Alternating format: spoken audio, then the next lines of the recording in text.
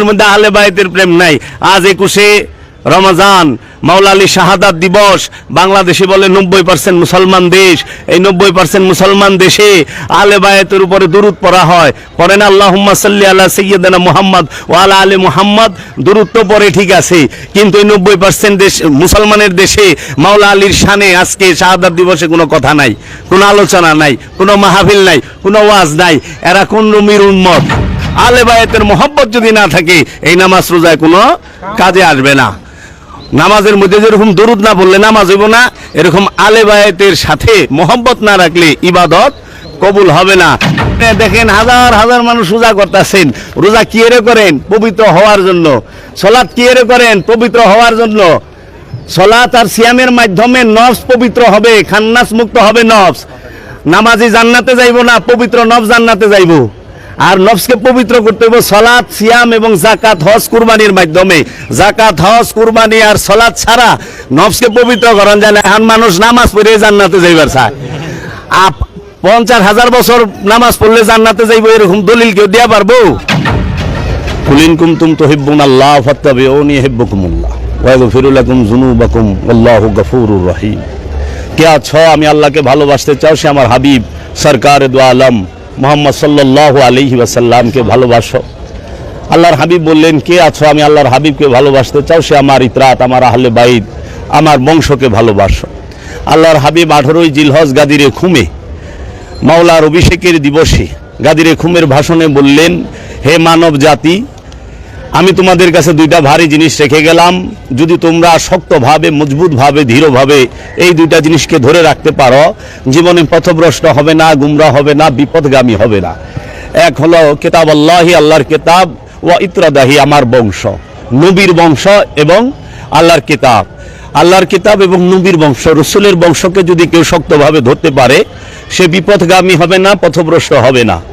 এবং আল্লাহ রাব্বুল আলামিনের হাবিব বললেন যে আমি তোমাদের কাছে কোনো কিছুই চাই না, শুধু আমার আহলে বায়তের মহব্বত ছাড়া। তোমরা শুধু আমার আহলে বাইতকে মহব্বত করবা, এইটুকুই তোমাদের কাছে আমার চাওয়া। তোমরা আহলে বাইতকে ভালোবাসো। কিন্তু হতভাগা মুসলমান জাতি, এই হতভাগা মুসলমানেরা আল্লাহর হাবিবের বংশকে শক্তভাবে ধরব, এইটা তো বাদই দিয়া দিছে। তারা কি করলো? আল্লাহর হাবিবের বংশকে শক্তভাবে দমন করলো, শক্তভাবে তারা তাদেরকে আঘাত করলো। আমরা বদলতে দেখলাম মা ফাতেমাতুজ জাহরা সাইয়্যিদাতুন নিসা সর্বপ্রথম মহানবীর ইন্তেকালের পরে 6 মাসের ভিতরে শাহাদাত বরণ করলেন। তারপরে দেখলাম মাওলা আলী আলাইহিস সালাতু ওয়াস সালাম কুফায় শাহাদাত বরণ করলেন 21শে রমজানে। 18ই রমজানে তাকে আঘাত করা হইল, 21 রমজানে মাওলা আলী শাহাদাত বরণ করলেন। এবং আমরা দেখতে পাইলাম মাওলা হাসানকে শাহাদাত করা হইল বিষ প্রয়োগ করে। আমরা দেখতে পাইলাম কারবালায় মাওলা হুসাইনকে শাহাদাত করলো এই এজিদের দলে। এখন কথা হইল, আরো আওলাদে রসুলের যত ইমামগণ আছেন, 12 ইমাম 14 মাসুমের সবাইকেই একে একে শাহাদাত করা হয়েছে। এখন প্রশ্ন হইল, আল্লাহর রসুল তো বলছিলেন ভালোবাসতে, আল্লাহর রসুল বলছিলেন আমার আহলে বাইতকে ভালোবাসো, আল্লাহর রসুল বলছিলেন আমার আহলে বাইতকে শক্তভাবে, মজবুতভাবে, দৃঢ়ভাবে ধরো। কিন্তু এই মুসলমান জাতি কি করলো? তাকে দৃঢ়ভাবে, শক্তভাবে না দইরা হত্যা করলো, নির্যাতন করলো, জুলুম করলো এবং বিভিন্ন তাদের যারা প্রেমিক তাদেরকে ফতোয়ায় জর্জরিত করে দিল।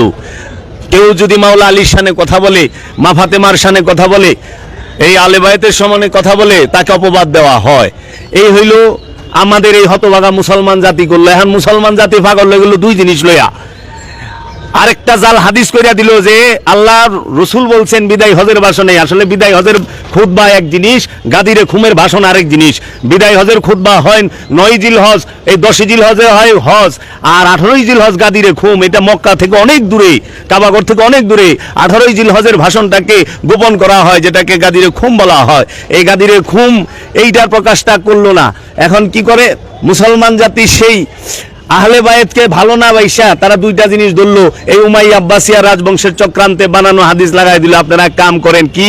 কিতাব আল্লাহি ওয়া সুন্নতিহি, আপনারা কিতাব আর সুন্নত ধরেন। এখন সুন্নত পালন করে, কিন্তু সমাজে রসুলের প্রেম নাই, সমাজের মধ্যে আহলে বায়েতের প্রেম নাই। আজ 21শে রমজান, মাওলা আলী শাহাদাত দিবস। বাংলাদেশে বলে 90% মুসলমান দেশ। এই 90% মুসলমান দেশে আলে বায়াতের উপরে দুরূদ পড়া হয়। পড়েন আল্লাহুম্মা সাল্লি আলা সাইয়্যিদিনা মুহাম্মদ ওয়া আলা আলি মুহাম্মদ, দুরূদ তো পড়ে ঠিক আছে, কিন্তু এই 90% দেশ মুসলমানের দেশে মাওলা আলীর শানে আজকে শাহাদাত দিবসে কোনো কথা নাই, কোনো আলোচনা নাই, কোনো মাহফিল নাই, কোনো ওয়াজ নাই। এরা কোন নবীর উম্মত, এরা কোন নবীর বংশের উপরে দুরূদ পাঠ করে?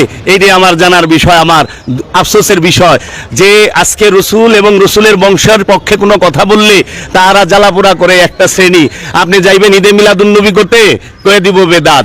আপনি যাইবেন সিরাতুন নবী করতে, কইব বেদাত। আপনি যাইবেন মা ফাতেমা শাহাদাত দিবস পালনে, কই দলিল কই পাইলা, কোরআন হাদিসে দলিল কই। আচ্ছা আপনি যাইবেন এই যে 21 রমজান মাওলা আলী শাহাদাত বার্ষিকী করতে, কই দলিল কই, বেদাত। সব বেদাত। 10ই মুহররম করতে যাইবেন, দুনিয়ার ফতোয়া মাইরা দিব। কিন্তু আপনি দেখেন গা অন্য কোনো বিষয়ে এত ফতোয়া নাই। অন্য কোনো বিষয়ের মধ্যে সুদখোরের বিরুদ্ধে ফতোয়া দেওয়া হয় না, ঘুষখোরের বিরুদ্ধে ফতোয়া দেওয়া হয় না, কোনো কিছুর বিরুদ্ধে ফতোয়া দেওয়া হয় না। খালি আলে রসুলের সনে যদি কিছু করতে যান, মিলাদ দুরুদ পড়বেন, তারপরেও কইব বেদাত। কই পাইলেন দলিল? মিলাদ দুরুদ পড়তে গেলেও আহলে বায়াতের বিরোধীরা তাহারা এখন আহলে বায়াতের বিরোধীরা লেবাস সুন্দর করে লইয়া ওই যে কারবালায় 33,000 দাঁড়াইছিল মাওলা হুসাইনকে শাহাদাত করে, তারা মাওলা হুসাইনের বিরুদ্ধে বিভিন্ন অপপ্রচার করেছে। এমনকি 350 মুফতি মুহাদ্দিস মুফতি মিলা ওয়াজিবুল কতল ফতোয়া লিখছে, যেটা এজিদ সবার সামনে পেশ করছে। এই দেখো 350 হাফেজ এবং মুফতি ওয়াজিবুল কতল, ইমাম হুসাইন বাগী রাষ্ট্রদ্রোহী, তাকে কতল করা ওয়াজিব, নাউজুবিল্লাহি মিন যালিক। কারবালায় শাহাদাত করলো আলে রসুলকে।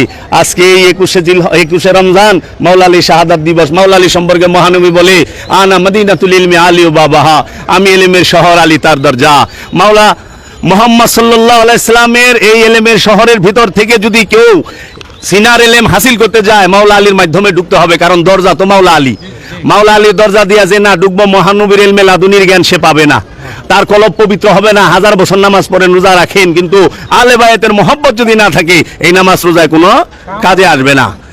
নামাজের মধ্যে যেরকম দরুদ না বললে নামাজ হইব না, এরকম আলে বায়াতের সাথে মহব্বত না রাখলে ইবাদত কবুল হবে না।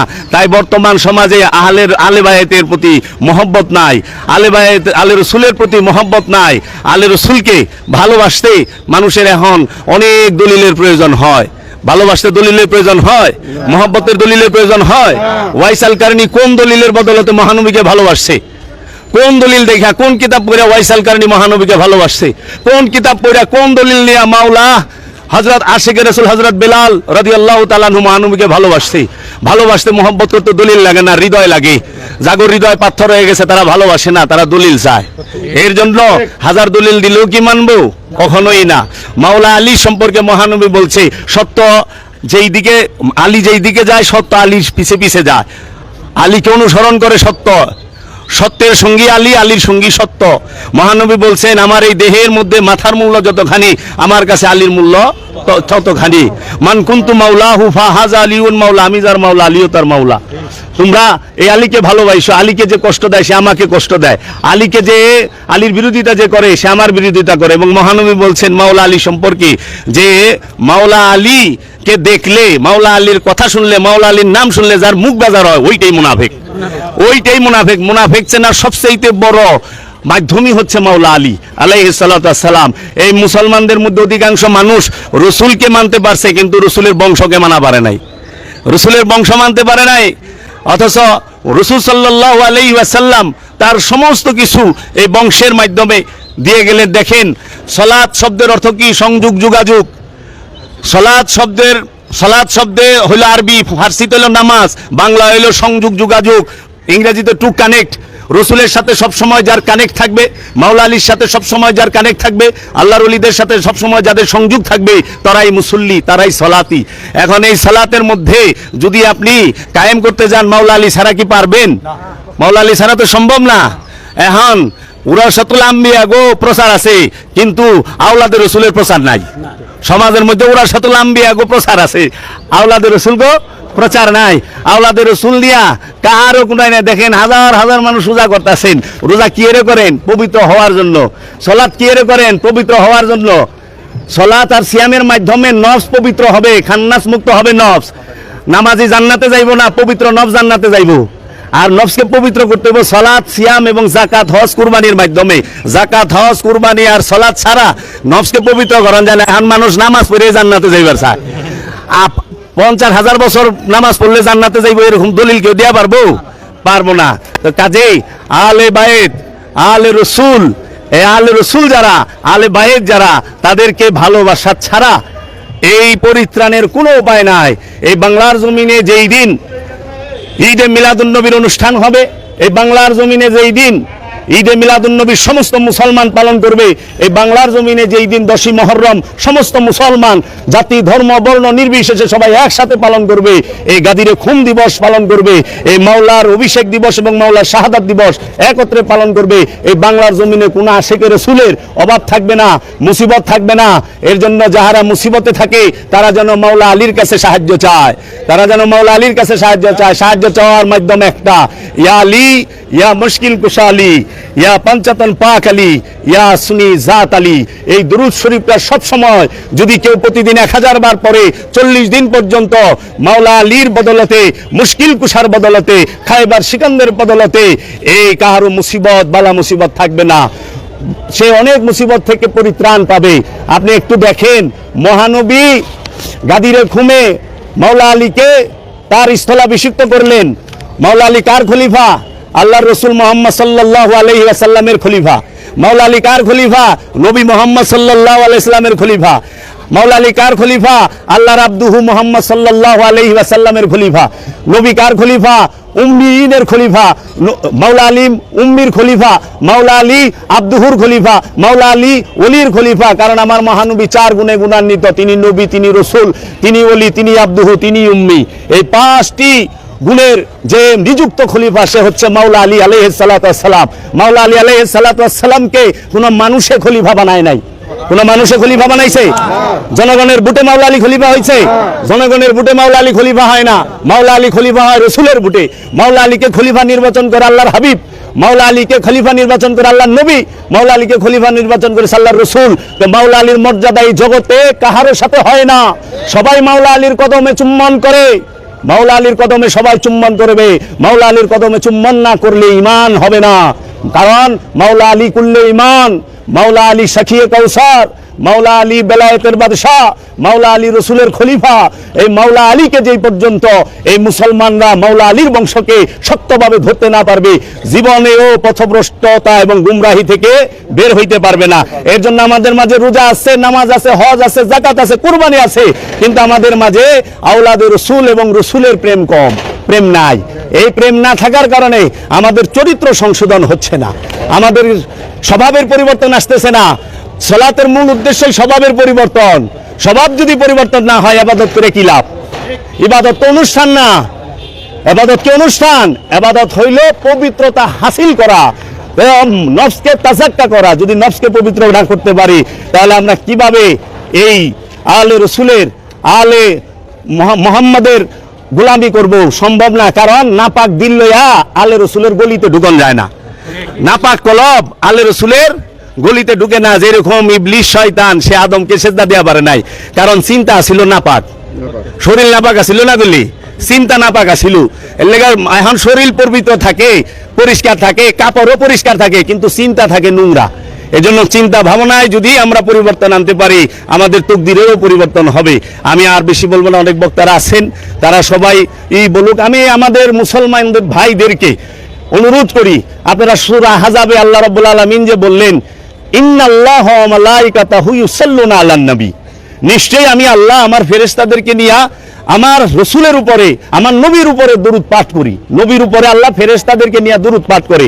তারপরে আল্লাহ হুকুমটা দিলেন যেটা ফরজ, ইয়া আইয়ুহাল্লাযিনা আমানু, হে আমানু, যে আমানু হইছ তোমরা, সাল্লু আলাইহি ওয়া সাল্লিমু তাসলিমা, তোমরা বেশি বেশি দরুদ পড়ো এবং তাসলিম করো, সশ্রদ্ধ সালাম জানাও, এগুলো ফরজ। কোরআনে 89টা আয়াত আছে ইয়া আইয়ুহাল্লাযিনা আমানু কইয়া, এই 89টা আয়াতই ফরজ, হুকুম। এই ইয়া আইয়ুহাল্লাযিনা আমানু যখন কইছে তখনই হুকুম আসছে। ইয়া আইয়ুহান নাস এইটা যখন কইছে তখন হুকুম, কারণ ইয়া আইয়ুহান নাস, নাস ইমানদার না, কিন্তু আমানু সেই ইমানদার। আমানু রসুলের মুরিদ, নাস কখনো রসুলের মুরিদ না। এই লেগা নাসেরে দাওয়াত দেওয়া হয়েছে, মানুষকে দাওয়াত দেওয়া হয়েছে রসুলের কাছে মুরিদ হওয়ার জন্য, আর আমানুকে বলা হয়েছে রসুল এবং আলে রসুলের গোলামি করার জন্য। এর জন্য আমরা গোলামি করুন কার? মুহাম্মদ সাল্লাল্লাহু আলাইহি ওয়াসাল্লাম আর রসুলের বংশের। আমরা যদি আলে রসুল পাই, মুহাম্মদ সাল্লাল্লাহু আলাইহি সাল্লামকে পাই, তাহলে আমরা আল্লাহরও পাবো। যারা আল্লাহর গোলামি করে এরা যায় দেখেন গা মানুষের কাছে বাসে টাকা চায়, লঞ্চে টাকা চায়, গোলামি করে, আল্লাহর মাল চায় বাসে। আমাদের চরিত্র এটা না। আমরা উসিলা ছাড়া কোনো কিছু বিশ্বাস করি না। আমরা চামো বাবা শাহালির কাছে, শাহালি আমাকে উসিলা, বাবা শাহালি আমাকে উসিলা। বাবা শাহালি যদি আমাকে জাহান্নামে নেয়, আমরা জাহান্নামেই যাবো। আপনারা আল্লাহর গোলামি করে জান্নাতে যান, আমরা যাবো না। আমরা শাহালির লগে থাকুম, আমরা সমস্ত ওলির লগে থাকুম, আমরা সমস্ত আলে রসুলের লগে থাকুম, আমরা সমস্ত নবী আলাইহিস সালাতু ওয়াস সালামের সাথে থাকুম। আমরা ওলি প্রেমিক, আমরা ওলি প্রেমিক, আমরা আলে রসুল প্রেমিক। আলে রসুলের 33,000 থাকে না, 72 থাকে। ওই 33,000 72 দেখে দূর পারে না। 72 শহীদ হয়, আর 33,000-এর নাম গন্ধ আছে। এজিদের পক্ষে যে কিনা মরছে কিনা রে কেউ শহীদ কইছে না, এখানে কুত্তা কইছে, জঙ্গলি জানোয়ার কইছে। আর মাওলা হুসাইনের সাথে যারা শাহাদাত বরণ করছে তাদের সবাইকে শহীদ বলা হয়েছে। এর জন্য শহীদ মানে চাশমদিদ গাওয়া, চাক্ষুষ সাক্ষী, চাক্ষুষ সাক্ষী কে কি করছে মাওলা হুসাইনের সাথে সবাই দেখছে, আর মাওলা হুসাইন দেখছে সবার সাথে কি করা হয়েছে আমরা জানি। তা আমি এখানেই রাখলাম। আপনারা সবাই আলে রসুল এবং আওলাদে রসুল এবং রসুলকে ভালোবাসবেন, রসুলের বংশকে, রসুলের কিতাবকে ভালোবাসবেন। কিতাব মানে বই না, কারণ ঈসা নবী 3 দিনের শিশু। সূরা মরিয়মের 30 নম্বর আয়াত খুইলা পড়ে দেখবেন, বলতে আছে ইন্নী আব্দুল্লাহ, আমি আব্দুল্লাহ, আতানি আল কিতাব, আমাকে আল্লাহ কিতাব দিয়া পাঠাইছে, আমাকে নবী হিসেবে নির্বাচন করছে। ঈসা নবী মার পেটের থেকে কোনো বই লয়ে বেরিয়েছিল? কোন কিতাব দিল ঈসা নবী রে? এটা নুরি কিতাব। ঈসা নবী নিজেই কিতাব, মহানবী নিজেই আল্লাহর নূরের কিতাব, মাওলা আলী নিজেই আল্লাহর নূরের কিতাব। এই কিতাব পাঠ না কইরা কেউ হেদায়েত পাবে না। এর লেগে আমরা যেন ওলি আল্লাহর এই কিতাব পাঠ করতে পারি, সেই রহমত মাওলা আমাদের দান করে। আমি এখানেই রাখলাম। জয় গুরু, জয় দয়াল মুর্শিদ, জয় বাবা জাহাঙ্গীর। আসসালামু আলাইকুম ওয়া রাহমাতুল্লাহ।